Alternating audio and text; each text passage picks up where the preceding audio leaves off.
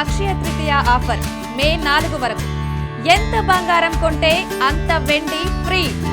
బ్యాంకుల మాదిరిగానే పోస్ట్ ఆఫీస్లో కూడా అనేక రకాల పథకాలు అమలవుతున్నాయి. ఈ పథకాల్లో ఒకటి నేషనల్ సేవింగ్ సర్టిఫికెట్లు.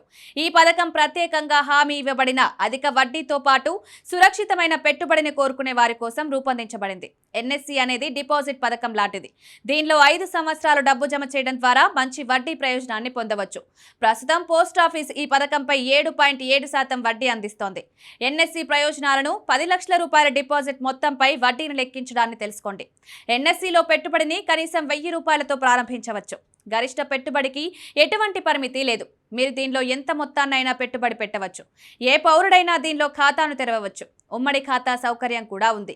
2 నుండి 3 వ్యక్తులు కలిసి ఉమ్మడి ఖాతాను తెరవవచ్చు. తల్లిదండ్రులు లేదా సంరక్షకులు మైనర్ పేరు మీద పెట్టుబడి పెట్టవచ్చు.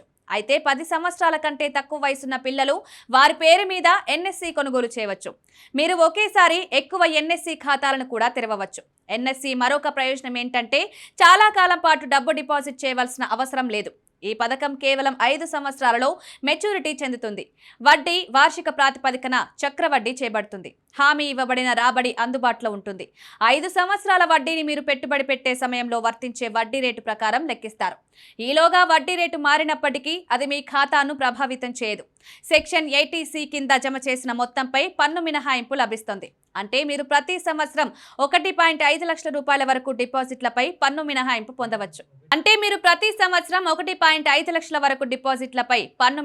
పొందవచ్చు. ఇతర పథకాల మాదిరిగానే దీనిలో పాక్షిక ఉపసంహరణ లేదు. అంటే మీరు 5 సంవత్సరాల తర్వాత మాత్రమే మొత్తం ఒకేసారి పొందుతారు. అకాల ముగింపు కూడా ప్రత్యేక పరిస్థితుల్లో మాత్రమే చేయవచ్చు. మీరు నేషనల్ సేవింగ్స్ సర్టిఫికెట్లో 10 లక్షల రూపాయలు పెట్టుబడి పెడితే 7.7 వడ్డీ రేటు ప్రకారం మీకు వడ్డీగా 4,49,034 రూపాయలు మాత్రమే లభిస్తాయి. అంటే దాదాపు 4.5 లక్షలు.